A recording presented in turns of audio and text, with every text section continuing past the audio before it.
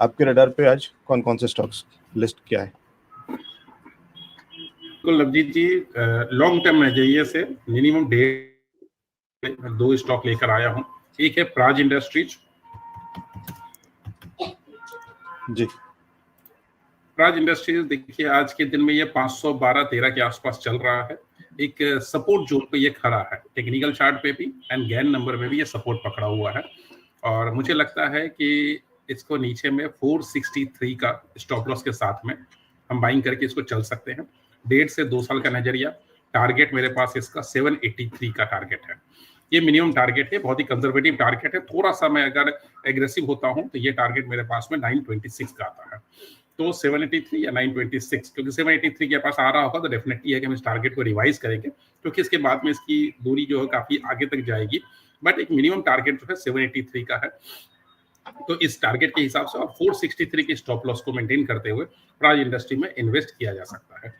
और दूसरा एक छोटा स्टॉक है नितिन सर, कह रहे हैं 650 का जो 52 वीक हाई लगा करके और वहां से जो गिरावट आई है ये सपोर्ट लेवल्स के आसपास है और यहाँ से वापस से रिकवरी देखने को मिल सकती है। बिल्कुल बिल्कुल सर, सपोर्ट क्या लेवल क्या पे अपने स्टैंड कर रहा है जी सर। 1.5 से 2 साल का ये मेरा 2025 के लिए है सर ये स्टॉक। ठीक है, और पहले ही मैं डिस्क्लोज कर दूं, इस स्टॉक में मैं इन्वेस्टेड हूं और काफी समय से इन्वेस्टेड हूं। ऐसा नहीं है कि आज की मेरी इन्वेस्टमेंट है, काफी समय की इन्वेस्टमेंट है, बहुत पहले से इन्वेस्टमेंट है। इनफैक्ट सर 1 साल से ज्यादा ही हो चुकी है मेरी इन्वेस्टमेंट को, और मैं समय समय पर इसमें इन्वेस्टेड होता रहता हूं। मुझे जब भी लगता है कि इसमें और पैसे डालने चाहिए तो मैं एड ऑन करता रहता हूं, और आगे भी मुझे मौके मिलेंगे तो मैं इसमें एड ऑन कर सकता हूं। जी ठीक है, तो जब इस तरीके की गिरावट कमजोरी मिलती है तो वो मौका होता है, कह रहे हैं नितिन सर, और वहाँ पे इसको खरीदारी करते रहना चाहिए प्राज इंडस्ट्रीज में। और 2025 के लिए यानी एक तरीके से ये नितिन सर की बजट पिक है, इस बजट से अगले बजट तक के लिए और उसके आगे। चलिए ठीक है सर, देखिए एथेनॉल या एथेनॉल से related industry sir, sugar industry, sugar से रिलेटेड जो भी और भी सप्लायर इंडस्ट्री है, क्योंकि प्राज उसी के है, तो शुगर इंडस्ट्रीज को जो इक्विपमेंट करते हैं तो इसीलिए इनकी डिमांड जो है अच्छी खासी है, ऑर्डर बुक अच्छी खासी है इनके पास में, क्योंकि कई सारे इंडस्ट्री सेटअप हो रही है जो सेटअप मोड में है। तो डेफिनेटली उसको लेकर के जो इक्विपमेंट्स की जो रिक्वायरमेंट होती है, तो प्राज इंडस्ट्री के पास ऑर्डर बुक अच्छा खासा है, फाइनेंशियल्स भी काफी अच्छे खासे चल रहे हैं, मैनेजमेंट स्ट्रांग है, न्यू जनरेशन मैनेजमेंट है, तो अभी उनके जो है सो शिफ्ट होने के चांसेस भी बहुत ही कम है।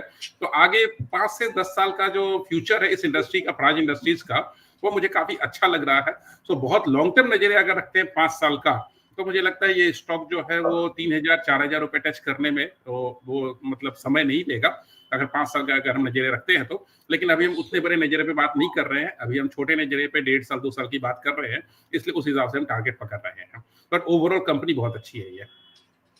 जी, तो ओवरऑल कंपनी बहुत अच्छी है, रीजंस भी आपको बता दिए क्या है फंडामेंटल्स के हिसाब से। ठीक है नितिन सर, दूसरा स्टॉक कौन सा है आपके? दूसरा सर केएम शुगर मिल्स, 32 रुपए का भाव है, और ये काफी समय से और 32 रुपए के बीच में, 32-33 रुपए के बीच में ये ट्रेड कर रहा है। और मुझे लगता है कि अब ये अपने ब्रेकआउट पर आकर खड़ा हो गया है, और मुझे लग रहा है कि जो प्लेनेटरी कंडीशन बन रहे हैं और जो नंबर जो अपना इफेक्ट दिखा रहे हैं, मुझे लगता है बहुत जल्द ये अपने ब्रेकआउट जोन को हिट करेगा और इसके बाद आगे निकलेगा। 26 रुपए के स्टॉप लॉस के साथ में आप इस स्टॉक में 1 साल के लिए इन्वेस्टेड रहे।